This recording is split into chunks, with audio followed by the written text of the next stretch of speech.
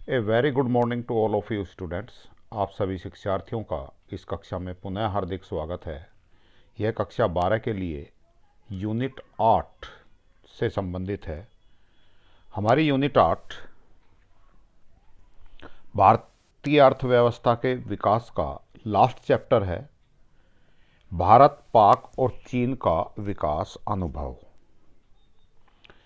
इस चैप्टर में भारत और उसके पड़ोसी देशों की तुलना की बात की गई है, तुलनात्मक विकास अनुभव की बात की है। विकास की वर्तमान अवस्था तक पहुंचने के लिए इन देशों, कौन कौन से देश, भारत, पाकिस्तान और चीन, इन देशों द्वारा अपनाई गई नीतियों का हम मूल्यांकन करेंगे और जिन्हें इन देशों ने, ऐसी वो वाली नीतियां जिन्हें इन देशों की वर्तमान स्थिति तक पहुंचने के लिए अपनाया है। तो इसका पहले हम सिलेबस की बात करते हैं। हमारा ये 6 मार्क्स का चैप्टर है। 80 नंबर का 80 मार्क्स का पेपर है, उसमें से 6 मार्क्स छोटा चैप्टर है, इम्पोर्टेंट मार्क्स हैं। कम मेहनत में ये मार्क्स आपको इजीली मिल सकते हैं। यदि आपको कम मेहनत में सबसे ज़्यादा मार्क्स लेने की बात करें तो ये चैप्टर मोस्ट इम्पोर्टेंट है। इस चैप्टर में पहले सिलेबस की बात करते हैं हम। कंपैरिजन विद नाइबर्स, पड़ोसियों के साथ तुलना। इंडिया एंड पाकिस्तान, भारत और पाकिस्तान की तुलना करनी है। इंडिया एंड चाइना, तो हम अपने देश की पाकिस्तान से और चीन से, दोनों से तुलना की बात करेंगे। इसमें क्या क्या मुद्दों पर तुलना करेंगे? इकोनॉमिक ग्रोथ, आर्थिक समृद्धि, पॉपुलेशन, जनसंख्या का क्या हुआ, कैसे कैसे इनकी जनसंख्या है, sectoral development and other human development indicators, क्षेत्रक विकास। 3 क्षेत्र हमने पढ़े हैं इकोनॉमिक्स में, primary sector, secondary sector and tertiary sector. और दूसरे मानव विकास सूचकांक। मानव विकास सूचकांक क्या होते हैं अभी हम बात करेंगे उसके बारे में भी। तो थ्योरेटिकल ही चैप्टर है, लेकिन थोड़ा सा तीनों देशों की व्यवस्थाओं के बारे में, वास्तव में कैसी व्यवस्थाएं हैं, थोड़ी सी इसकी हम हिस्ट्री पढ़ेंगे। दिमाग में एक कॉन्सेप्ट, एक इमेज बनानी होगी तीनों देशों के बारे में, क्योंकि इसमें क्वेश्चन सीधे सीधे नहीं पूछते। अभी आगे हम बात करेंगे भाई, ये भी बात एक्सप्लेन हम कर देंगे कि क्वेश्चन किस तरह से पूछे जाते हैं। पिछले साल 2020 मार्च 2020 में जो सीबीएसई का पेपर हुआ था, उसमें कौन से क्वेश्चन पूछे गए थे, वो भी हमने यहाँ एक्सरसाइज में विद आंसर दिए हुए हैं। तो भारत, पाकिस्तान तथा चीन पड़ोसी देश हैं। भारत और पाकिस्तान को 1947 में स्वतंत्रता मिली थी, ये तो आपको पता ही होगा। भारत और पाकिस्तान दोनों को ही स्वतंत्रता कब मिली? 1947 में, है ना। जब देश आज़ाद हुआ तो इस देश के 2 टुकड़े हुए, एक पाकिस्तान एक भारत, दोनों एक साथ आज़ाद हुए। चीनी गणराज्य 1949 में स्थापित हुआ, रिपब्लिक ऑफ चाइना 1949। इसका मतलब क्या हुआ? तीनों देश लगभग एक साथ अपनी विकास यात्रा शुरू की है। तीनों देशों ने अपनी विकास की यात्रा लगभग एक साथ शुरू की। अब आज रिजल्ट्स क्या हैं? भारत दुनिया का धर्मनिरपेक्ष और उदार संविधान वाला सबसे बड़ा प्रजातांत्रिक देश है ना। इतनी पॉपुलेशन किसी भी देश की नहीं है जो एक उदार रिपब्लिक हो, जहां प्रजातंत्र इतनी मजबूती से जड़े जमाए हुए है। चीन, जो क्षेत्रफल में दुनिया का दूसरा सबसे बड़ा, कौन सा है? रूस, और जनसंख्या में सबसे बड़ा देश है।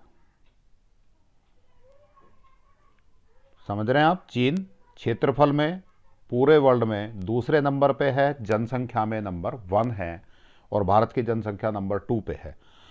दुनिया के सबसे अग्रणी अर्थव्यवस्थाओं में से एक बन गया है। जो सबसे तेजी से विकसित हो रही हैं अर्थव्यवस्थाएं, उसमें चीन की अर्थव्यवस्था है। पाकिस्तान के बारे में हम बात करें, जिसने अधिकार पूर्व सैन्य राजनीतिक शक्ति की संरचना की है। ये पाकिस्तान का दुर्भाग्य रहा है कि वहां प्रजातंत्र होते हुए भी बीच बीच में सैनिक शासन काफ़ी रहा है, तो सैनिक मिलिट्री रूल वहाँ डोमिनेंट रहा है। आगे बढ़ते हैं। 1947 में स्वतंत्रता के बाद भारत और पाकिस्तान ने विकास के लिए लगभग एक समान रणनीति अपनाई। दोनों एक ही जगह से शुरू हुए, एक ही देश था। 1947 में दो देश बन गए, एक समान सी रणनीति दोनों ने अपनाई। उसमें समान रणनीति में क्या किया? मिश्रित अर्थव्यवस्था अपनाई। मिश्रित अर्थव्यवस्था आप जानते होंगे। मिश्रित तीन तरह की अर्थव्यवस्था की बात की थी हमने, और भारत और पाकिस्तान ने कौन सी अर्थव्यवस्था अपनाई? मिश्रित अर्थव्यवस्था, जिसमें मुख्य रूप से भूमिका सार्वजनिक क्षेत्रों को दी गई। हमने भारत की इसी इंडियन इकोनॉमिक डेवलपमेंट के शुरू वाले चैप्टर्स में भारत का आर्थिक विकास में हमने पढ़े थे, दो चैप्टर पढ़े थे कि भारत की स्वतंत्रता के समय स्थिति कैसी थी, इसने कैसे कैसे अपने आर्थिक विकास किया। फिर 1991 में न्यू इकोनॉमिक पॉलिसी आई, उसके बाद क्या इसकी रणनीतियाँ रही, वो सारी पढ़ी थी। वहीं हमने मिश्रित अर्थव्यवस्था के बारे में भी बात करी थी। तो हमने शुरू में ही पढ़ा था कि 1947 पे सार्वजनिक क्षेत्र, पब्लिक सेक्टर्स पे अपना विश्वास जताया। यही कहानी बिल्कुल पाकिस्तान की है, तथा उनको किसको? सार्वजनिक क्षेत्रों को समृद्धि की प्रक्रिया को तेजी से आगे बढ़ाने की भूमिका दी गई। निजी क्षेत्र, प्राइवेट सेक्टर्स को द्वितीयक भूमिका निभानी थी। ऐसा क्यों किया गया था? क्योंकि सरकार का ऐसा विश्वास था कि देश में विकास के लिए बहुत अत्यधिक धन की और संसाधनों की आवश्यकता थी, वो प्राइवेट सेक्टर के पास उस समय नहीं थे। इसलिए सार्वजनिक क्षेत्रों की भूमिका मुख्य रूप से बनाई गई। दोनों ही देशों में संसाधनों पर निजी स्वामित्व की अनुमति थी। जैसे भूमि है ना, तो कोई निजी व्यक्ति खरीद सकता है, मालिकाना हक प्राप्त कर सकता है, जबकि चाइना में ऐसा नहीं है। ये अभी चाइना के बारे में हम पढ़ेंगे। तो ये निजी स्वामित्व इसको पाकिस्तान और भारत को चाइना से अलग करता है। लेकिन उन्हें नियंत्रण, परमिट, कोटा, लाइसेंस राज में काम करना था। LPQ हमने पढ़ा था ना, उसमें लाइसेंस, परमिट, कोटा, या LQP भी लिख देते थे हम इसको, लाइसेंस, कोटा, परमिट। निजी क्षेत्र पर नियंत्रण था। किसका नियंत्रण था? सरकार का। दूसरी तरफ चीन ने राज्य के सभी संसाधनों पर सरकार का नियंत्रण रखा। रिपब्लिक ऑफ चाइना कब एस्टेब्लिश हुआ? 1949 में। वहीं से राज्यवाद की शुरुआत हुई, अर्थात देश के सभी संसाधनों पर राज्य का नियंत्रण होगा, राज्य का हक होगा। तो इसको हम कहते हैं राज्यवाद, जिसमें सभी संसाधनों, सभी प्रकार की भूमि, चाहे वो कृषि भूमि है, चाहे वो किसी की मकान बना हुआ है, चाहे वो किसी का फैक्ट्री लगी हुई है, उनका स्वामित्व किसके पास होता था? राज्य के पास, अर्थात सरकार के पास। क्या उत्पादन किया जाए, कैसे उत्पादन किया जाए, किसके लिए उत्पादन किया जाए, तीनों प्रॉब्लम्स के बारे में आपको डिटेल पढ़ी है, समझी है आपने, मुझे ऐसी उम्मीद है। इसका निर्णय राज्य द्वारा लिया जाता था। किस चीज़ का उत्पादन करना है? खिलौने उत्पादन करने हैं, टैंक कितने बनाने हैं, खिलौने कितने बनाने हैं, कपड़े कितने बनाने हैं, अनाज कितना पैदा करना है, अनाज में भी गेहूं कितना, चावल कितना, ये सब निर्णय कौन करेगा? राज्य करेगा। आपके यहाँ ऐसा नहीं है। ये निर्णय, अधिकांश निर्णय कौन करता है? निजी क्षेत्र, जिसमें उसको फायदा होगा वो ही निर्णय करेंगे। देन अतः इस मॉडल को राज्यवाद कहा जाता है, क्योंकि यहां सरकार द्वारा ही सारे निर्णय लिए जाते हैं। तीनों ही देशों ने अंतर्मुखी रणनीति को महत्व दिया। अंतर्मुखी रणनीति का अर्थ क्या है बेटा जी? अंतर्मुखी रणनीति का अर्थ है कि तीनों ही देशों ने बाहर की अर्थव्यवस्था, वैश्विक अर्थव्यवस्था से जुटने का प्रयास शुरू में नहीं किया। तीनों ने अपना कि अपने ही आप कह सकते हैं आर्थिक विकास की बात करी, अपने देश के अंदर ही आर्थिक विकास की बात करी। बाहर से इन्वेस्टमेंट, बाहर के व्यापारियों का या बाहरी व्यापार से इनका बहुत ज़्यादा संबंध नहीं रखा तीनों ने। घरेलू उद्योगों को संरक्षण देने, तीनों ही देशों ने अपने घरेलू उद्योगों को संरक्षण दिया। इन्हें विदेशी प्रतिस्पर्धा से बचाने की रणनीति अपनाई, जिसने चीन को एक बंद अर्थव्यवस्था में बदल दिया। बंद अर्थव्यवस्था जिसका बाहरी वैश्विक अर्थव्यवस्था से कोई संबंध ना हो। वहीं भारत और पाकिस्तान की अर्थव्यवस्था सीमित रूप से वैश्विक अर्थव्यवस्थाओं से जुड़ी हुई तो थी भारत और पाकिस्तान की, लेकिन आपने उसी चैप्टर में पढ़ा होगा, टैरिफ से, तटकर से, है ना, विभिन्न प्रकार के सीमा करों से, टैक्स से बाहर की चीज़ों को आने के लिए कम से कम आए, ऐसी सरकार की मंशा थी और इसके लिए रोक थी, है ना। लाइसेंस भी था, पर कोटा निर्धारित कर देते थे। तीनों ही आर्थिक समृद्धि के लिए पंचवर्षीय योजना को अपनाया। तीनों ही देश ने पंचवर्षीय योजना, भारत ने पहली पंचवर्षीय योजना 1951 में शुरू की, चाइना ने 1953 में की और पाकिस्तान ने 1956 में की। तो यहाँ ये इतना पार्ट आप कह सकते हैं तीनों देशों में क्या समानता थी, ये वाला पार्ट आप कह सकते हैं भारत और पाकिस्तान में क्या समानता थी। ये हमने कोशिश की है नोट्स में कि हम आपको कुछ चीज़ें अलग अलग दें, क्योंकि इसी टाइप के क्वेश्चन पूछे जाते हैं। अब ये नीतियां लगभग 1980 से 90 के दशक तक चली। इन तीनों नीतियों पर चलते हुए 1980 तक तीनों देशों की एक समान वृद्धि दर और प्रति व्यक्ति आय थी। लगभग तीनों देशों का आर्थिक विकास एक जैसा सा हुआ, क्योंकि नीतियां भी लगभग एक जैसी थी। थोड़ा सा ही फर्क था, केवल राज्यवाद का मॉडल था इनके पास, कि भूमि और अन्य संसाधनों पर चाइना में सरकार का नियंत्रण था, जबकि भारत और पाकिस्तान में नियंत्रण, आंशिक नियंत्रण सरकार का था, निजी क्षेत्रों का स्वामित्व था। परंतु 80 के दशक के बाद चीन ने चमत्कारपूर्ण प्रगति की और भारत और पाकिस्तान ने धीमी अनियमित प्रगति की। 80 के दशक के तक तीनों देशों की अर्थव्यवस्था लगभग समान रूप से प्रगतिशील थी, एक समान सी ही स्थिति थी। 80 के दशक के बाद चीन ने बेहद तेजी से प्रगति की, वहीं भारत और पाकिस्तान की अनियमित का अर्थ है कि कभी इनकी जीडीपी तेजी से बढ़ी, कभी जीडीपी धीमे बढ़ी। समय के साथ तीनों देशों के विकास की रणनीति में एक बहुत बड़ा परिवर्तन आया।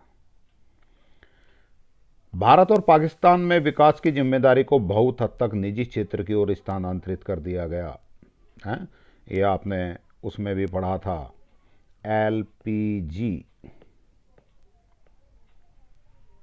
लिबरलाइजेशन, प्राइवेटाइजेशन, ग्लोबलाइजेशन, उदारीकरण, निजीकरण और वैश्वीकरण। ये एनईपी, न्यू इकोनॉमिक पॉलिसी की बात थी। तो वो चैप्टर एक बार दोबारा से नज़र मार लेंगे आप, तो आपको ये रिकॉल हो जाएगा। कब हुई भारत में? 1991 में।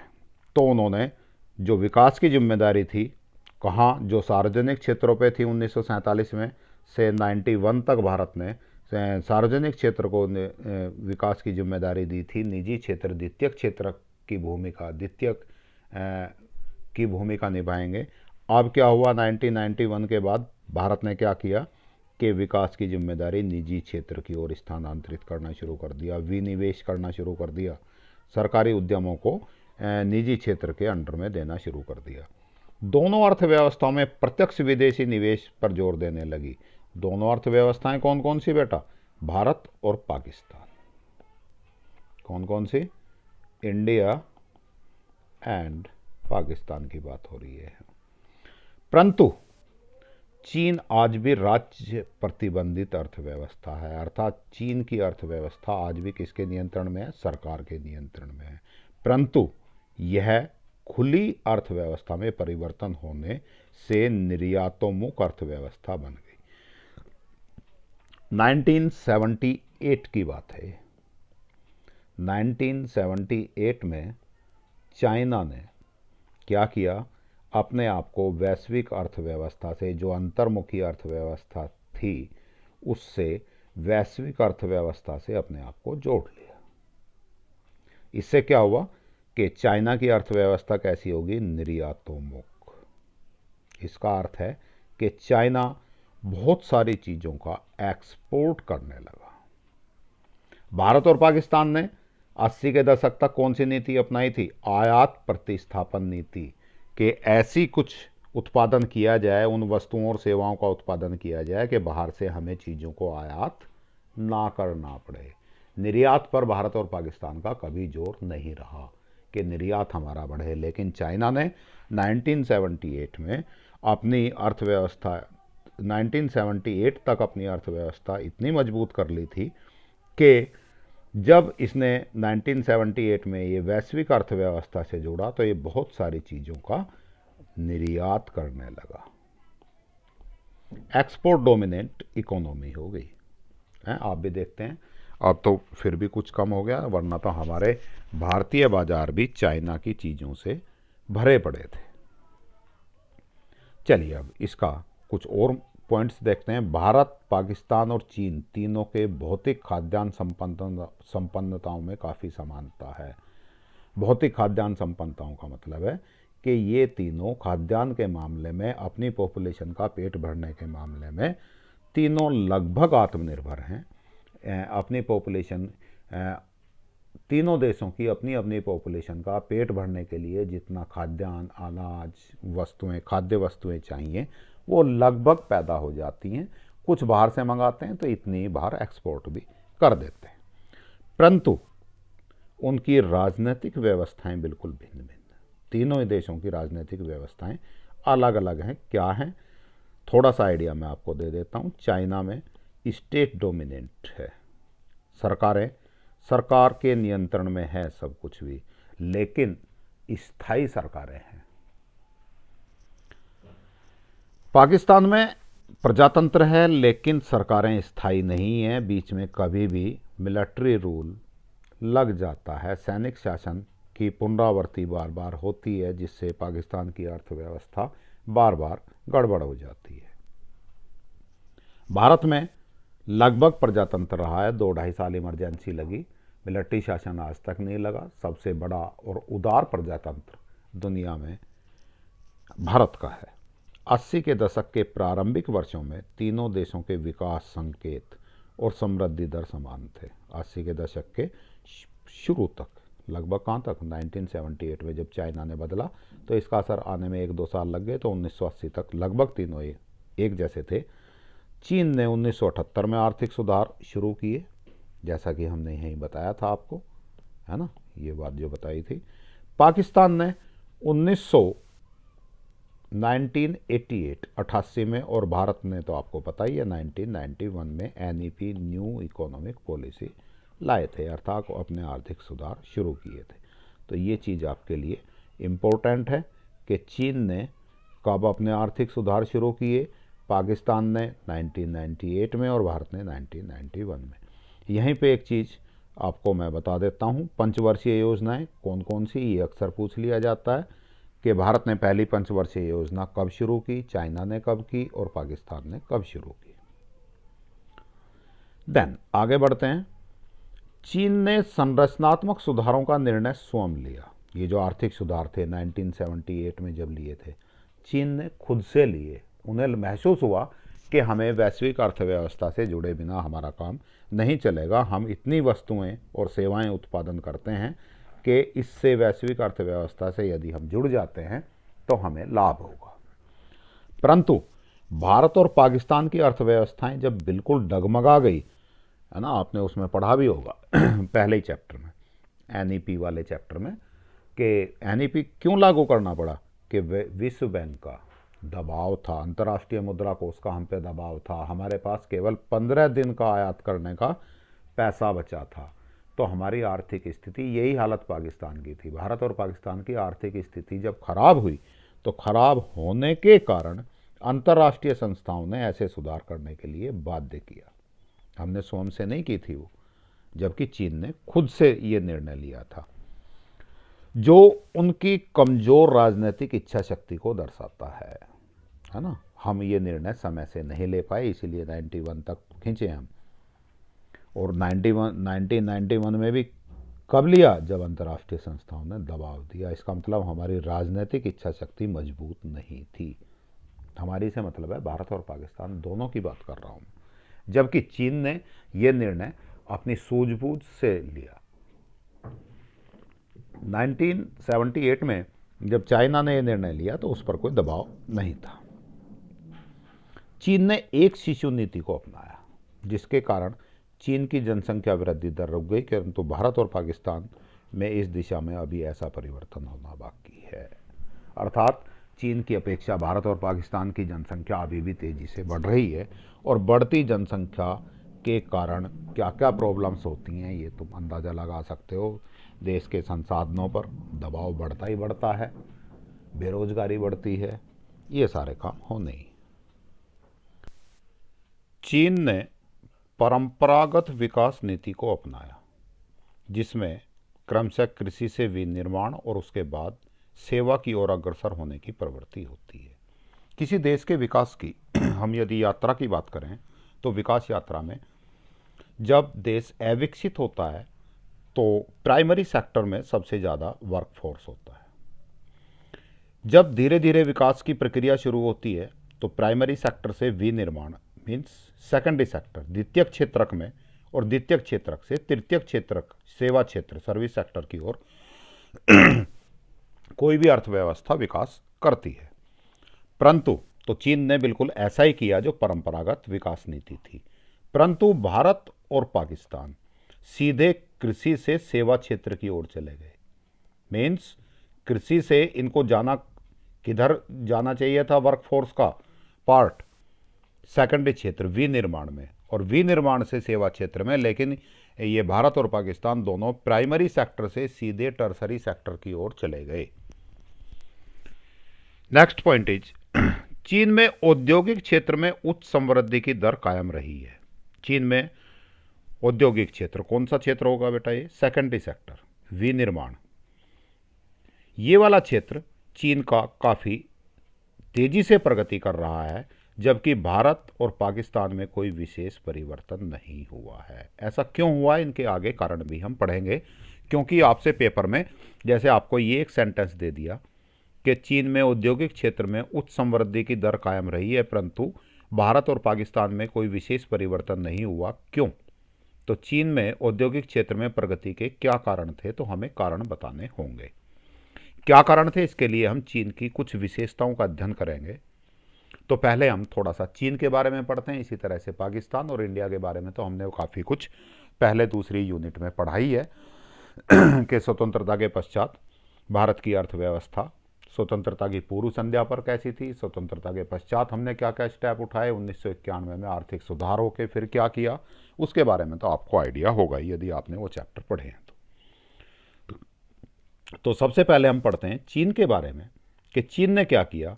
चीन 1949 में चीनी गणराज्य की स्थापना हुई, जो हमने ऊपर भी पढ़ा है, के बाद अर्थव्यवस्था के सभी महत्वपूर्ण क्षेत्रों में उद्यमों और भूमि जो जमींदारों के पास थी, इन सबको सरकारी नियंत्रण में लाया गया।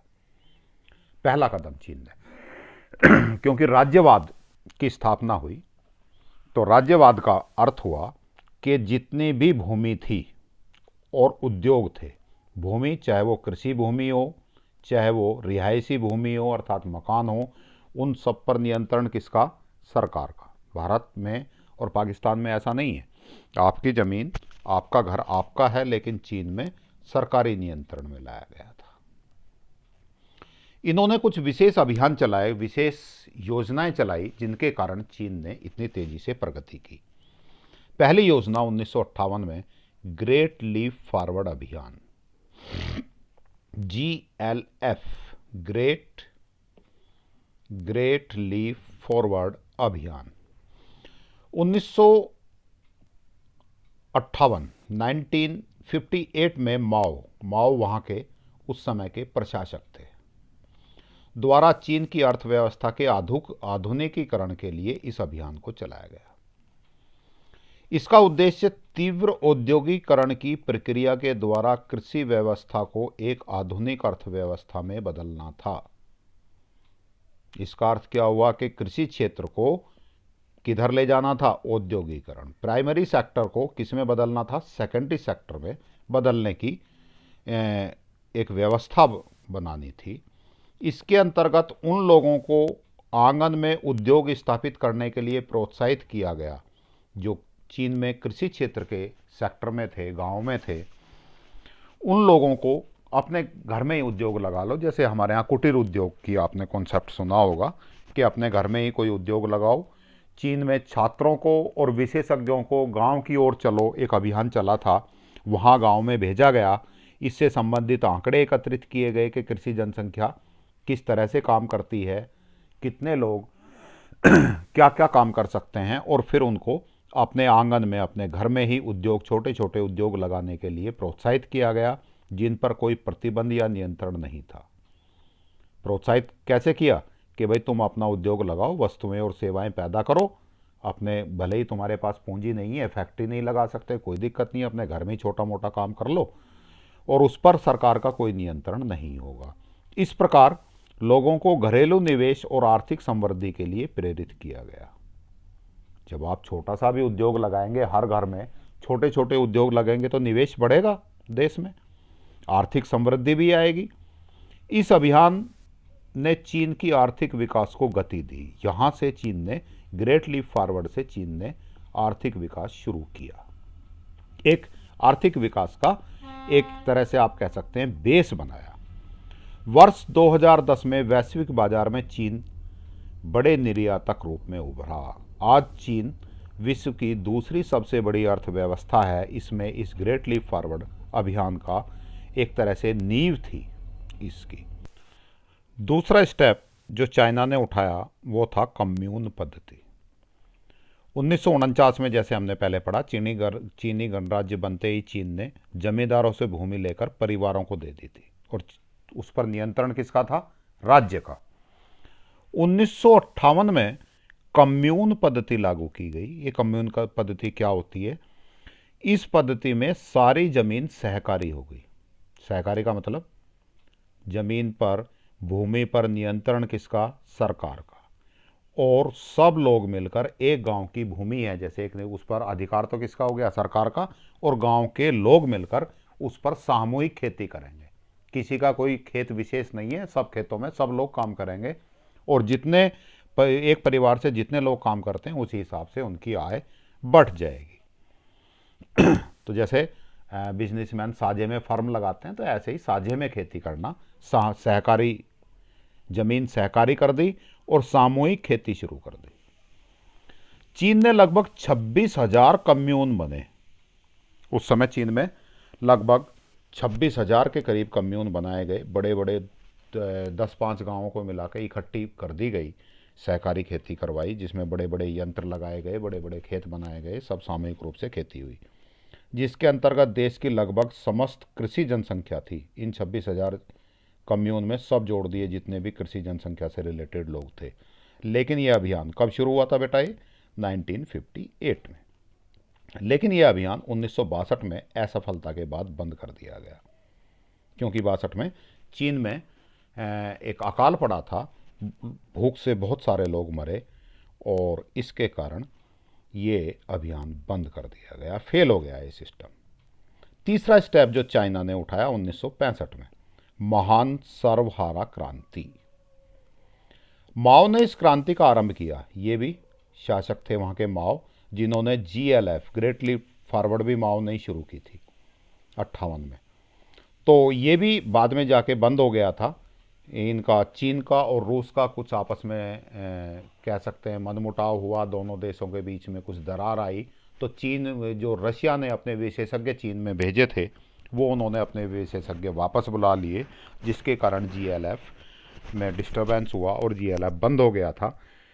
तो ये बंद होने के बाद 1965 में माओ ने फिर एक नई क्रांति आरंभ की, महान सर्वहारा क्रांति, जिसमें विद्यार्थी और विशेषज्ञों को ग्रामीण क्षेत्रों में कार्य करने के लिए भेजा गया, है ना। स्टूडेंट्स भेजे और एक्सपर्ट भेजे, वो वहाँ जाके ग्रामीण क्षेत्रों में काम करेंगे, लोगों को ट्रेनिंग देंगे, अध्ययन करेंगे, और यह चीन के औद्योगिकरण की प्रक्रिया में सहायता करने के लिए भेजे गए थे। एक नीति और चीन की, एक शिशु नीति, वन चाइल्ड पॉलिसी। 1970 के दशक के अंत में चीन ने एक शिशु नीति अपनाई, अर्थात एक दंपत्ति केवल एक संतान पैदा कर सकता है, जिसमें प्रत्येक दंपत्ति को केवल एक बच्चा या एक संतान पैदा करने का अधिकार दिया गया। एक से अधिक संतान होने पर सजा दी जाती थी, और दूसरी संतान के लिए सरकार किसी भी तरह की कोई सहायता नहीं देती थी। जैसे हमारे देश में भी सहायता मिलती है ना बच्चों के लिए। कैसी सहायता मिलती है? भाई फ्री एजुकेशन है, मिड डे मील है, छात्रवृत्तियां हैं, उस बच्चे को इस तरह का कुछ भी नहीं मिलेगा। कोई चिकित्सा सहायता फ्री नहीं मिलेगी, शिक्षा सहायता फ्री नहीं मिलेगी। इस नीति ने चीन की जनसंख्या वृद्धि दर को सफलतापूर्वक कम किया। बेहद इंपॉर्टेंट नीति थी 1970 में जो लगाई, एक शिशु नीति। इससे चीन में क्या हुआ, जनसंख्या, जो चीन दुनिया की सबसे ज़्यादा जनसंख्या वाला देश है, दुनिया में सबसे ज़्यादा पॉपुलेशन कहाँ है, चाइना में, तो उस जनसंख्या वृद्धि दर को रोक दिया। जनसंख्या बढ़ने की जो दर थी वो अब धीमी हो गई, क्योंकि पति पत्नी दो, और दो से मिलके आगे नई पीढ़ी में कितना बच्चा, एक बच्चा, तो जनसंख्या कुछ समय बाद कम होनी शुरू हो जाएगी। तो जनसंख्या वृद्धि दर रुकी, और जनसंख्या वृद्धि दर कम होने का मतलब है जनसंख्या का जनसंख्या का कम होना, और जनसंख्या का कम होने का अर्थ है कि देश के आर्थिक संसाधनों पर प्रति व्यक्ति संसाधन की मात्रा बढ़ जाना, है ना। हमारे देश में भी एक बहुत बड़ी प्रॉब्लम है ये, पाकिस्तान के साथ भी यही प्रॉब्लम है कि हम अपनी जनसंख्या वृद्धि दर को कम नहीं कर पा रहे हैं। जब भी हम कोई नई योजना लाते हैं, कहीं कोई सड़क बनाते हैं, कोई फ्लाईओवर बनाते हैं, कोई पुल बनाते हैं, है ना, इतने बन के तैयार होता है, इतनी पॉपुलेशन बढ़ जाती है, उसके कारण, पॉपुलेशन के कारण इतना ट्रैफिक हो जाता है कि वो सड़कें, वो पुल, वो फ्लाईओवर छोटे पड़ने शुरू हो जाते हैं। जब तक हम एक क्षेत्र को विकसित करके लोगों के रहने लायक जगह बनाते हैं, तब तक इतनी पॉपुलेशन हो जाती है कि वो तो भर ही गया, उससे डबल जगह और चाहिए हमें। तो जो भारत की पूर्व प्रधानमंत्री इंदिरा गांधी जी थी, उनका भी एक स्टेटमेंट था कि हम जितनी भी योजनाएं बनाते हैं वो सब जब तक पूरी होती हैं, होने तक जनसंख्या की बाढ़ में बह जाती हैं। अब एक शिशु नीति का और क्या फायदा हुआ, महिलाओं को बेहतर स्वास्थ्य सुविधाएं मिली। क्यों? क्योंकि गर्भधारण का समय, आप कह सकते हैं, कम ही महिलाएं प्रेग्नेंट होती होंगी, कम ही बच्चे पैदा हो रहे हैं। जब बच्चे कम पैदा हो रहे हैं तो हॉस्पिटल पे लोड कम है, लोड कम है तो आसानी से अच्छी सुविधाएं दे सकते हैं, सब लोगों को सुविधाएं दे सकते हैं। और गर्भावस्था के दौरान जुड़े मौत के जोखिमों को भी कम किया, क्योंकि डॉक्टर्स ने अच्छी तरह से देखभाल करने के लायक वो उनकी स्थिति बन गई, संसाधन इतने हो गए। परंतु इस नीति के कारण इसका एक ड्रॉबैक भी है, एक कमी भी थी। इस नीति के कारण एक समय के पश्चात चीन में वृद्ध व्यक्ति अधिक होंगे। तो होगा ना भाई, ये माँ बाप जिस दिन बूढ़े हो जाएंगे दोनों, और जवान, उस घर में जवान एक होगा और बूढ़े माँ बाप दो होंगे, तो टोटल पॉपुलेशन की हम यदि कल्पना करें तो वृद्धों की जनसंख्या एक समय चीन में बढ़ जाएगी, जिसके कारण चीन में कम श्रमिकों और सामाजिक सुरक्षा उपायों की समस्या का सामना करना पड़ेगा। क्योंकि श्रमिक कहाँ से मिलते हैं हमें, युवाओं से। जब वृद्ध ज़्यादा हो गए तो युवा कम है, इसका मतलब, और जब युवा कम है तो हमें श्रमिक भी कम मिलेंगे। साथ में वृद्ध व्यक्तियों को सामाजिक सुरक्षा उपाय, उनको समय पर चिकित्सा सुविधाएं देना, उनके रहने खाने का प्रबंध करने वाली समस्याओं का सामना चीन को करना पड़ेगा। ये इसका निहितार्थ भी है ना। एक शिशु नीति के आपसे फायदे पूछे जाते हैं तो एक कई बार ये भी पूछ लिया जाता है कि इसका नुकसान क्या है, इसके निहितार्थ क्या होंगे। निहितार्थ में दोनों ही चीज़ें लिखनी पड़ेंगी आपको, नुकसान में आपको ये चीज़ लिखनी पड़ेगी, ये वाले। चीन में सुधारों का आरंभ। चीन ने 1978 में वैश्विक अर्थव्यवस्था के लिए अपनी अर्थव्यवस्था के दरवाजे खोल दिए, है ना। आपने पढ़ा था, ऊपर हमने पढ़ा है कि चीन, भारत और पाकिस्तान तीनों ने अंतर्मुखी अर्थव्यवस्था थी, बाहरी अर्थव्यवस्था के लिए अपने दरवाजे बंद कर रखे थे, विदेश व्यापार कम से कम करते थे, और उसमें भी अपने में भी क्या मुख्य था अर्थव्यवस्था में, आयात प्रतिस्थापन, के जितनी बाहर से चीज़ें हमें मजबूरी में मंगानी भी पड़ती हैं, तो ऐसी वो चीज़ें भारत में ही, अपने देश में ही पैदा करनी शुरू करो, जिससे हमें आयात करनी ही ना पड़े। लेकिन 1978 में चीन ने अपनी अर्थव्यवस्था के दरवाजे खोल दिए। हमने कब खोले थे? 1991 में, है ना, पढ़ा होगा ना, एनईपी, न्यू इकोनॉमिक पॉलिसी। और क्या सुधार किए उसने? प्रारंभिक चरण में कृषि, विदेश व्यापार और निवेश क्षेत्रों में काम किया। कृषि के ऊपर काम किया, प्राइमरी सेक्टर, जिससे बहुत तेजी से सेकेंडरी और फिर टर्सरी सेक्टर की ओर बढ़ जाए। विदेश व्यापार, अर्थात विदेशों को अपना माल निर्यात करने के लिए उन्होंने इस पे काम किया। निवेश, तभी तो उत्पादन बढ़ेगा, तो निवेश बढ़ाया। निवेश के लिए बाहरी निवेशकों को, विदेशी निवेशकों को आमंत्रित किया। चीन में कम्यून भूमि को छोटे छोटे टुकड़ों में विभाजित कर दिया गया, जो व्यक्तिगत परिवारों को बांट दिए गए। कम्यून भूमि हमने ऊपर पढ़ी थी, कम्यून पद्धति के सामूहिक खेती की जाती थी, लेकिन 1978 में जब सुधार किए गए तो उन्होंने उस भूमि को छोटे छोटे टुकड़ों में बांटकर उन लोगों को, व्यक्तिगत परिवारों को दे दिया, जिससे उनका मालिकाना हक हो गया, वो अपनी खेती खुद कर सके। निजी फर्मों तथा ग्राम उद्यमों को वस्तुओं के असीमित उत्पादन की अनुमति दे दी गई, अर्थात प्राइवेट फर्म के कुछ अधिकार बढ़ा दिए गए। इस निवेश को बढ़ाने की हम बात कर रहे थे। विदेशी निवेशकों को आकर्षित करने के लिए चीन ने बनाया विशेष आर्थिक zone, special economic zone, SEZ, special economic zone. इन क्षेत्रों में सभी प्रकार की बुनियादी सुविधाएं प्रदान की गई। बुनियादी सुविधाएं, सड़क, बिजली, पानी, बैंक, है ना। एक विशेष क्षेत्र उठाया, चाइना में एक क्षेत्र उठा लिया, है ना, वहाँ पर ट्रांसपोर्टेशन की, सड़क की, बिजली की, पानी की, सुरक्षा की, सभी तरह की सुविधाएं प्रदान की गई, जिससे विदेशी निवेशकों को चीन में निवेश करने के लिए प्रोत्साहित किया। भाई जब वहाँ सारी सुविधाएं हैं तो फिर निवेशक भी वहाँ फैक्ट्री लगाना चाहेगा। खुदरा क्षेत्र में प्रत्यक्ष विदेशी निवेश को अनुमति दे दी गई।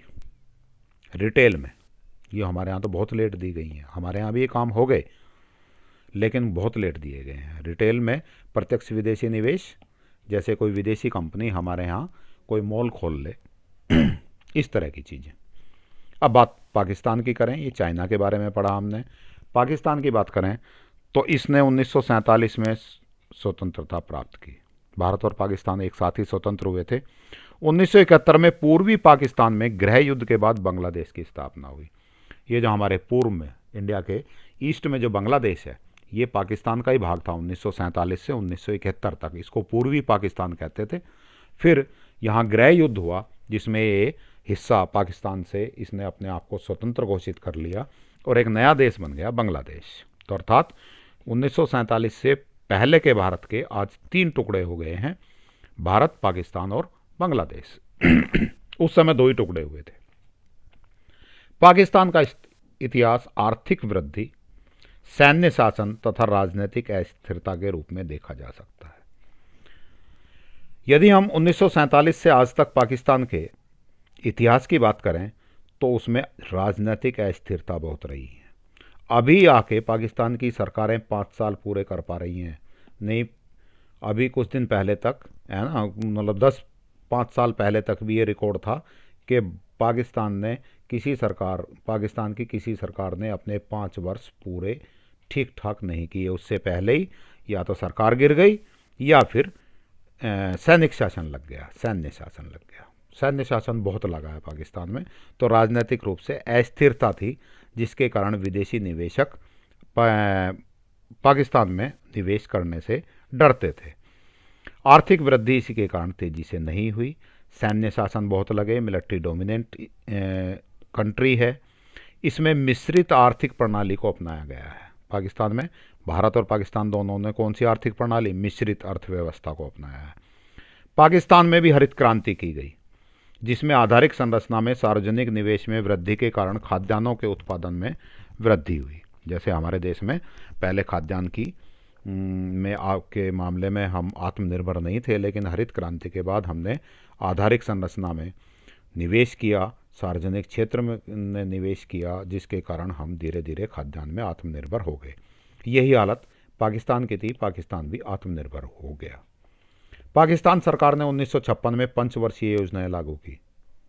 भारत ने 1951 में, हमने ऊपर पढ़ा था, और पाकिस्तान ने कब शुरू की, 1956 में, जिससे पाकिस्तान को आर्थिक गति मिली। 1970 के बाद की सरकार ने निजी क्षेत्र को प्रोत्साहन दिया। वही पाकिस्तान भी उसी नीति पे चला था, भारत वाली पे, कि जब देश आज़ाद हुआ तो पाकिस्तान ने भी क्या किया था कि मिश्रित अर्थव्यवस्था तो अपनाई, लेकिन देश की आर्थिक प्रगति का भार की अग्रणीय भूमिका किसको दी, सार्वजनिक क्षेत्र को, निजी क्षेत्र को नहीं। निजी क्षेत्र को वही लाइसेंस कोटा परमिट से अपने कंट्रोल में रखा, लेकिन 70 के बाद निजी क्षेत्र को आगे बढ़ाना शुरू कर दिया, जिससे नए निवेश के लिए वातावरण बना। साथ ही 1988 में पाकिस्तान ने वैश्विक अर्थव्यवस्था के लिए अपने घरेलू अर्थव्यवस्था के दरवाजे खोल दिए। देखिएगा, ये ईयर याद रखिएगा। चीन ने कब किया ये काम? आर्थिक सुधार चीन में शुरू हुए 1978 में हैं। पाकिस्तान ने कब किए? 1988 में, 10 साल बाद। चाइना 1978, इसके 10 साल बाद 1988 में किसने? पाकिस्तान ने। और 1991, इसके 3 साल बाद इंडिया ने आर्थिक सुधार शुरू किए, जिससे प्रत्यक्ष विदेशी निवेश और निजी क्षेत्रों की भागीदारी को बढ़ावा मिला, है ना। प्राइवेट सेक्टर तेजी से बढ़ा। एफडीआई, प्रत्यक्ष विदेशों से निवेश होना शुरू हुआ पाकिस्तान में। परिणाम स्वरूप पाकिस्तान की जीडीपी में तेजी से वृद्धि हुई। परंतु 2008 के प्रारंभ से ही पाकिस्तान आतंक के युद्ध में जकड़ गया। 2008 से पाकिस्तान में आतंकवाद की समस्या शुरू हो गई, और इस आतंकवाद की समस्या ने पाकिस्तान में गृह युद्ध होने लगे, अशांति रहने लगी, जगह जगह बम फटने लगे, है ना, जिसके कारण घरेलू तथा विदेशी निवेशकों का विश्वास डगमगा गया, है ना। क्योंकि ऐसे झंझट में कौन पैर देगा, कौन अपना पैसा फंसाएगा, और पाकिस्तान की अर्थव्यवस्था में गतिहीनता आ गई। क्या हुआ? अर्थव्यवस्था गतिहीन हो गई। अब भारत की बात करें। भारत के बारे में तो आपने पहले ही काफ़ी कुछ पढ़ रखा है। भारत में मिश्रित अर्थव्यवस्था पड़ी हुई है आपकी। मिश्रित अर्थव्यवस्था है। सार्वजनिक क्षेत्र की महत्वपूर्ण भूमिका या अग्रणीय भूमिका थी। पंचवर्षीय योजनाओं की शुरुआत 1951 में ही कर दी थी। हरित क्रांति हुई थी, आदि के द्वारा अपनी विकास यात्रा शुरू की, और 1991 के बाद नई आर्थिक नीति लागू की और अपने आर्थिक सुधार शुरू कर दिए, जिसमें घरेलू उद्योगों के संरक्षण को हटाकर वैश्विक अर्थव्यवस्था से अपनी अर्थव्यवस्था को जोड़ दिया। एलपीजी, लिबरलाइजेशन, प्राइवेटाइजेशन, ग्लोबलाइजेशन, उदारीकरण, निजीकरण और वैश्वीकरण पढ़े हैं। पूरा चैप्टर है हमारा, जिसमें एलपीजी की ओर की दिशा में भारी खिसकाव हुआ। आयात प्रतिस्थापन की तुलना में निर्यात प्रोत्साहन पर अधिक बल दिया गया। 1991 से पहले आयात प्रतिस्थापन था, अर्थात बाहर से जो चीज़ें हम मंगवा रहे हैं उन चीज़ों को हम अपने देश में ही उनका उत्पादन करें, जिससे हमें बाहर से मंगाना ही ना पड़े। इस बात पर बल दिया जाता था। अब बल इसके बजाय किस बात पर बल दिया जा रहा है? निर्यात प्रोत्साहन पे। ज़्यादा से ज़्यादा वस्तुओं और सेवाओं का हम निर्यात करें। घरेलू निवेश की तुलना में प्रत्यक्ष विदेशी निवेश पर अधिक बल दिया गया।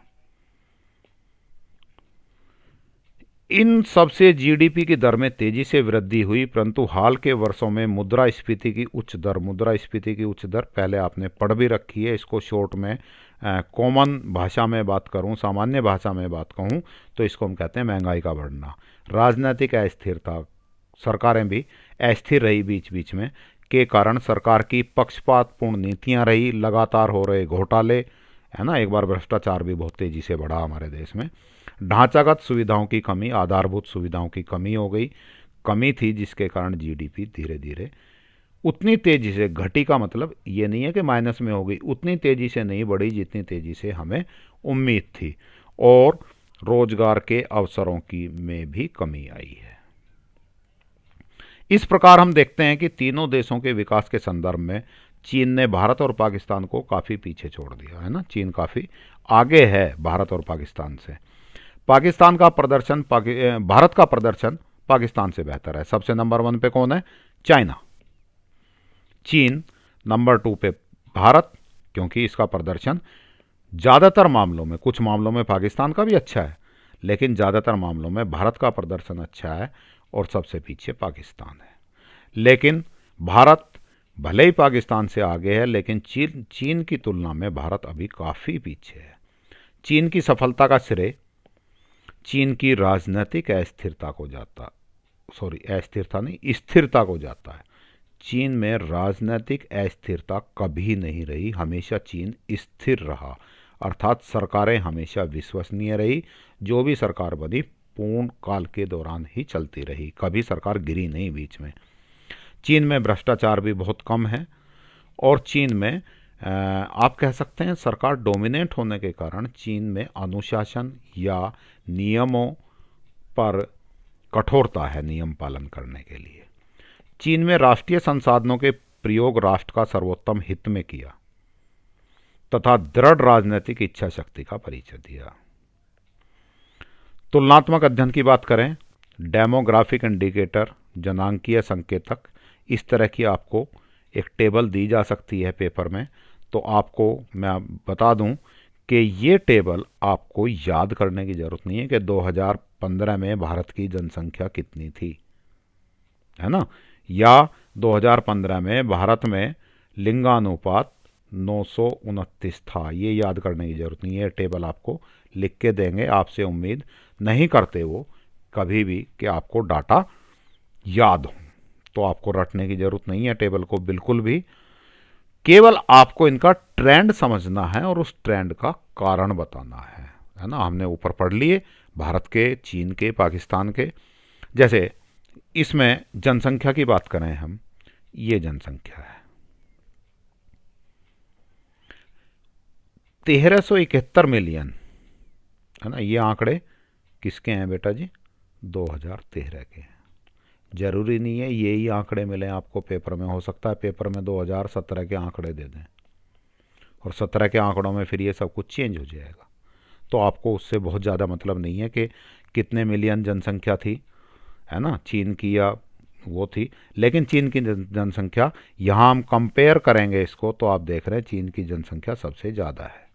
उससे कम किसकी है? भारत की है। उससे कम पाकिस्तान की है। आज भी स्थिति यही है। सबसे ज़्यादा पॉपुलेशन चाइना, सेकंड नंबर पे इंडिया, थर्ड नंबर पे पाकिस्तान। तो 1371 मिलियन जनसंख्या के साथ चीन दुनिया का सबसे अधिक जनसंख्या वाला देश है और भारत 1311 मिलियन आबादी के साथ दूसरा सबसे अधिक आबादी वाला देश है दुनिया में। सबसे ज़्यादा पॉपुलेशन किसकी? चाइना की, दूसरे नंबर पे भारत की। इन दोनों की तुलना में पाकिस्तान की जनसंख्या 188 मिलियन बहुत कम है ना। देख रहे हैं आप, 1371, 1311 और ये केवल 188। तो पाकिस्तान की जनसंख्या काफ़ी कम है, इनकी अपेक्षा देश भी छोटा है। जनसंख्या वृद्धि दर की बात करें, चीन की जनसंख्या वृद्धि दर 0.5 है। क्यों है? एक शिशु नीति ऊपर पड़ी है ना, वो चीज़ें, वो जो पॉइंट्स हमने पढ़े वो यहाँ काम आएंगे। जो भारत 1.2 और पाकिस्तान की जनसंख्या वृद्धि दर और भी ज़्यादा है। जिस देश की जनसंख्या वृद्धि दर जितनी ज़्यादा वो उसके लिए उतना ही खतरनाक है, जिसकी जितनी कम उतना ही अच्छा है। तो चीन की सबसे कम है, भारत की 1.2, पाकिस्तान की 2.1, इसका मतलब 1.5 गुने से भी ज़्यादा है, की तुलना में काफ़ी कम है। भारत की भी पाकिस्तान की तुलना में कम है लेकिन अभी भी ज़्यादा है। तो चीन की इतनी कम क्यों है? इसका कारण चीन द्वारा अपनाई गई एक शिशु नीति। ऊपर पढ़ी हमने क्या है, 1970 में लागू हुई थी। जनसंख्या का घनत्व, क्षेत्रफल के हिसाब से चीन दुनिया का तीसरा सबसे बड़ा देश है। रूस, कनाडा और तीसरा सबसे बड़ा देश कौन सा? चीन, जिसके कारण चीन में जनसंख्या का घनत्व 146 व्यक्ति प्रति किलोमीटर, अर्थात यदि हम औसत निकालें तो चीन में प्रति वर्ग, एक वर्ग किलोमीटर में, एक वर्ग किलोमीटर का मतलब 1 किलोमीटर लंबाई ले लें, 1 किलोमीटर चौड़ाई ले लें और इस तरह का एक वर्ग बना लें, उसमें एवरेज कितने लोग रहते हैं? 146। भारत में 441। तो प्रति वर्ग किलोमीटर के हिसाब से यदि हम भारत की बात करें, चीन से कितने गुना ज़्यादा लोग रहते हैं। और पाकिस्तान में 245, 245। तो जनसंख्या घनत्व जिस देश का जितना कम वो देश उतना ही समृद्धशाली, उतना ही बढ़िया। जिसका जितना ज़्यादा है उस देश के लिए उतना ही खतरा। तो इसमें इंडिया सबसे पीछे है, पाकिस्तान भी बेटर है। अब आपके दिमाग में एक क्वेश्चन आएगा कि पाकिस्तान की जनसंख्या वृद्धि दर हमसे ज़्यादा है, उसके बावजूद भी पाकिस्तान का बंटवारा भी भारत पाकिस्तान का हुआ है। तो बंटवारे के तो इसका मतलब एक जैसी यात्रा शुरू की थी। शुरू में पॉपुलेशन डेंसिटी एक जैसी होनी चाहिए थी, उसके बावजूद भी पाकिस्तान की जनसंख्या का घनत्व भारत से कम क्यों है? हुआ क्या था बेटा जी कि जब देश का बंटवारा हुआ धर्म के आधार पर, हिंदू और मुस्लिम, है ना। जिन्ना जी बहुत बड़ी हिस्ट्री है, तो जिन्ना जी की मांग पर हिंदू और मुस्लिम के नाम पे, तो उस समय जो धर्म के आधार पर जनसंख्या थी, मीन्स जितनी मुस्लिम जनसंख्या थी, जितने प्रतिशत मुस्लिम जनसंख्या थी, लगभग उसी प्रतिशत में भूमि का एक हिस्सा पाकिस्तान के रूप में दे दिया गया। अब जब जनसंख्या का पलायन हुआ, होना क्या था, इधर से हिंदू इधर आने थे, इधर के मुस्लिम इधर जाने थे, जनसंख्या का पलायन हुआ। ये एक बहुत बड़ी, इन दोनों ही देशों के साथ बहुत बड़ी त्रासदी हुई। उस जनसंख्या के पलायन में दंगे हुए, बहुत लोगों की, लाखों लोगों की जान गई। और इस पलायन में हुआ क्या, ये तो मुस्लिम देश बन गया।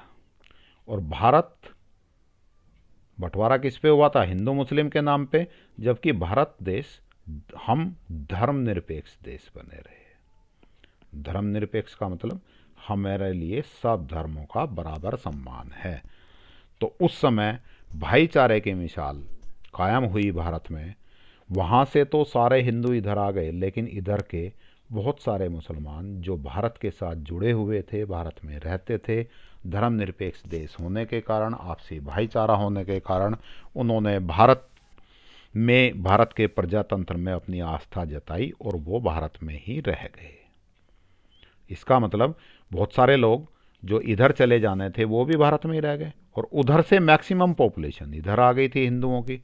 तो इसका मतलब यहाँ पॉपुलेशन डेंसिटी कम हो गई थी, और इंडिया में पॉपुलेशन डेंसिटी पहले की अपेक्षा बढ़ गई, क्योंकि इसका क्षेत्रफल तो इधर चला गया और डेंसिटी, पॉपुलेशन, जनसंख्या इधर रह गई, जिसके कारण हमारा जनसंख्या का घनत्व अधिक है। तो भारत और पाकिस्तान की तुलना में चीन का सबसे कम है जनसंख्या घनत्व। लिंगानुपात, लिंगानुपात का मतलब है सेक्स रेशियो, अर्थात प्रति 1000 पुरुषों पर महिलाओं की जनसंख्या, प्रति 1000 पुरुषों पर महिलाओं की संख्या से है। हालांकि कि ये कैसा होना चाहिए भाई, एक कहीं किसी देश में या किसी भी स्थान पर 1000 पुरुष हैं तो 1000 ही स्त्री होनी चाहिए, यही तो सबसे अच्छा। ये जितने कम, स्त्रियों की संख्या जितनी कम उतना ही बुरा, और जितनी ज़्यादा उतना ही अच्छा। हालांकि तीनों ही देशों का लिंगानुपात अच्छा नहीं है, तीनों ही देशों में गड़बड़ है। लिंगानुपात भारत में 1929, चीन में 1941, पाकिस्तान 1947। तो लिंगानुपात पाकिस्तान का सबसे अच्छा है, यहाँ आप देखें, अर्थात प्रति 1000 पुरुषों पर पाकिस्तान में महिलाओं की संख्या 947, चीन में 941 और भारत में 929 है। भारत में सबसे कम है, जो एक अच्छा संकेतक नहीं है। परंतु यहाँ पाकिस्तान 947 लिंगानुपात के साथ चीन तथा भारत से बेहतर स्थिति में है। इसका कारण चीन की एक शिशु नीति है ना, एक सामान्य सी कॉमन सी बात समाज में होती है। यदि एक ही बच्चा करना चीन ने प्रतिबंधित कर दिया दूसरा बच्चा पैदा करना, तो वो चाहते थे हमारा बच्चा कौन हो, मेल हो। इसके कारण चीन का लिंगानुपात गिरा। भारत में पुत्र की लालसा है ना, भारत में तो अधिकांश परिवारों की इच्छा ही होती है कि बेटा तो जरूर पैदा हो, वरना हमारा वंश कैसे चलेगा, है ना। और कन्या भ्रूण हत्या, इसके बारे में आपने बहुत पढ़ा होगा। इसके लिए जागरूकता के लिए स्कूल में हम कंपटीशन भी कराते हैं, है ना, फीमेल फोर्टिसाइड्स। ये दोनों कारण के कारण भारत का लिंगानुपात सबसे खराब है। प्रजनन दर, प्रजनन दर का मतलब है औसत रूप से बच्चा पैदा करने योग्य महिलाएं, है ना, सामान्य महिला की आयु 15 से 45 वर्ष में बच्चे पैदा होते हैं, द्वारा उत्पन्न किए गए बच्चों की संख्या के रूप में की जाती है। बेटा ये आपको जानना भी है कि प्रजनन दर का मतलब क्या है, समझना है। एक महिला औसतन कितने बच्चे पैदा करती है। एक शिशु नीति के कारण चीन में 1.6 प्रजनन दर सबसे कम है, भारत की 2.3 और पाकिस्तान की 3.7। इसके साथ पाकिस्तान की प्रजनन दर सबसे अधिक है। जिसकी प्रजनन दर जितनी ज़्यादा, इसका मतलब पॉपुलेशन उतनी तेज़ी से बढ़ रही है, जो अच्छी बात नहीं है।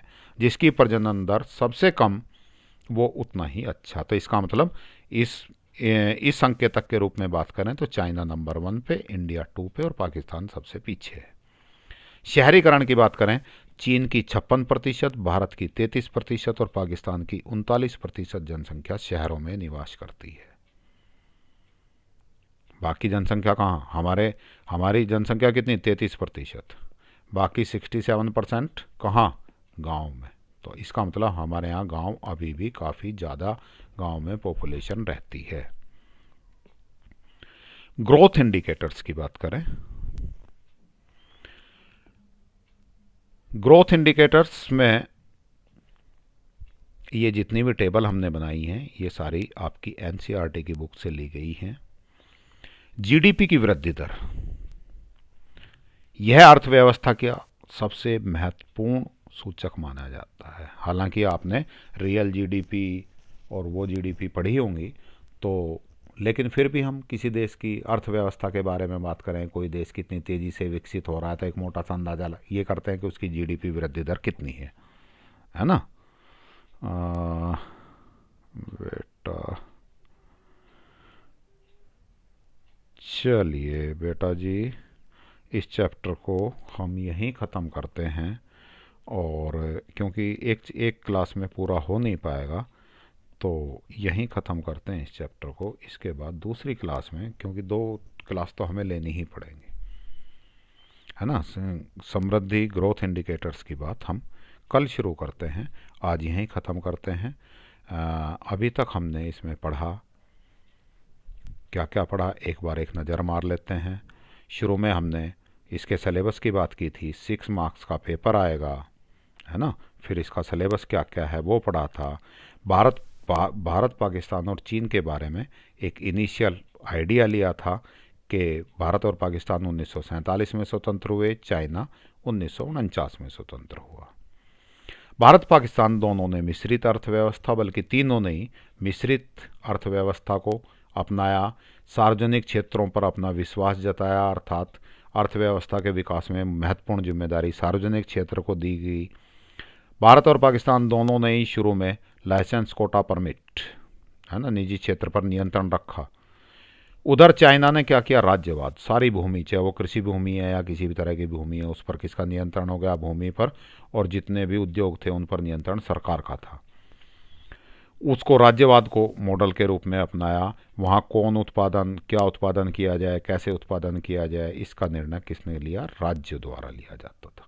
तीनों ही देशों ने अंतर्मुखी रणनीति, अर्थात देश के अंदर ही अंदर विकास करना है, बाहरी अर्थव्यवस्था से, विदेशी अर्थव्यवस्था से हमें कोई मतलब नहीं है, ये रणनीति को अपनाया। घरेलू उद्योगों को संरक्षण दिया कि बाहर के उद्योगों से उनका कंपटीशन ना हो, शुरू में सबने ये नीति अपनाई। विदेशी प्रतिस्पर्धा से बचने की रणनीति अपनाई, लेकिन इसके साथ साथ तीनों ही देशों ने पंचवर्षीय योजनाओं को लागू किया, जिसमें भारत ने 1951 में, चीन ने 53 में और पाकिस्तान ने 1956 में पहली पंचवर्षीय योजनाएं लागू की। इन नीतियों पर चलते हुए 1980 तक लगभग तीनों देशों की स्थिति एक जैसी थी। वृद्धि दर मतलब एक समान वृद्धि दर, जीडीपी भी थी उतनी ही बढ़ रही थी लगभग, प्रति व्यक्ति आय भी सेम थी। लेकिन 1980 के दशक में चेंज आने शुरू हुए और इसमें चीन निर्यातमुख, अर्थात निर्यात ज़्यादा करने वाली अर्थव्यवस्था बन गई। तीनों भारत और पाकिस्तान ने हरित क्रांति के कारण, या आज हम देखें स्थिति तो तीनों ही देश भौतिक खाद्यान्न संपन्नताओं में काफ़ी समान है, सभी अपने जनसंख्या का पेट भरने लायक खाद्यान्न उत्पन्न करते हैं। 80 के दशक में तीनों ही देशों ने अपने विकास तथा समृद्धि दर समान थे, लेकिन उसके बाद चेंज हुए। चीन ने 1978 में आर्थिक विकास शुरू किए, जबकि पाकिस्तान ने 1988 में और भारत ने 1991 में। चीन ने संरचनात्मक सुधारों का निर्णय स्वयं लिया था, जबकि भारत और पाकिस्तान ने वर्ल्ड बैंक के दबाव में लिया था। इसके बाद हमने चीन के ये देखे थे कि मुख्य रूप से कौन कौन सी नीतियां चीन ने लागू की। उसमें ग्रेट लीप फॉरवर्ड की बात की थी, जो 1958 में माओ ने लगाई। एक कम्यून पद्धति लागू की जो 1958 में ही माओ ने लगाई थी। महान सर्वहारा क्रांति जो 1965 में जो चीनी शासक माओ था वो उनके द्वारा शुरू की गई। इसके बाद 65 के बाद 70 में एक शिशु नीति अपनाई।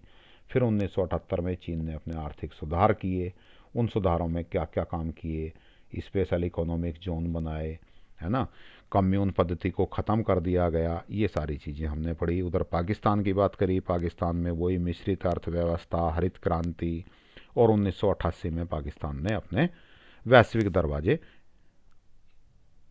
वैश्विक अर्थव्यवस्था के लिए अपने घरेलू दरवाजे खोल दिए, अर्थात आर्थिक सुधार आरंभ किए। भारत की बात करें तो भारत ने अपने आर्थिक सुधार कब आरंभ किए थे? 1991 में। इससे पहले मिश्रित अर्थव्यवस्था, सार्वजनिक क्षेत्र की भूमिका, पंचवर्षीय योजनाएं, हरित क्रांति, इनके द्वारा उसने काम किया। इसके बाद हमने बात की थी तुलनात्मक अध्ययन की। इन तीनों का जनसंख्या के रूप में डेमोग्राफिक इंडिकेटर्स की बात करें तो जनसंख्या के बारे में किसकी स्थिति कैसी है। जनसंख्या वृद्धि दर में सबसे कम जनसंख्या वृद्धि दर चीन की, उससे ज़्यादा भारत की, और सबसे ज़्यादा पाकिस्तान की। जनसंख्या का घनत्व इसमें सबसे कम चीन का घनत्व, उससे अधिक पाकिस्तान का, और पाकिस्तान से भी अधिक भारत का। लिंगानुपात की स्थिति की बात करें तो लिंगानुपात में भारत का लिंगानुपात सबसे कम, उससे ज़्यादा चाइना का, और चाइना से भी ज़्यादा पाकिस्तान का। प्रजनन दर की बात करें तो प्रजनन दर पाकिस्तान की सबसे अधिक है, सबसे कम चीन की है, वही एक शिशु नीति के कारण। शहरीकरण की जनसंख्या की बात करें तो चीन में सबसे ज़्यादा शहरीकरण हुआ, उससे कम पाकिस्तान में, और भारत में सबसे कम शहरीकरण हुआ। तो यहाँ तक की बात आज हमारी हुई। आपको उम्मीद है ठीक से समझ आई होंगी। एक बार आप दोबारा इसको नोट्स को डाउनलोड करके पढ़ सकते हैं।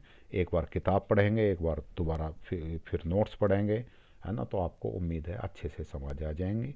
आपने मेरी बातें ध्यान से सुनी, इसके लिए आपका धन्यवाद। Good evening, have a nice day. आपका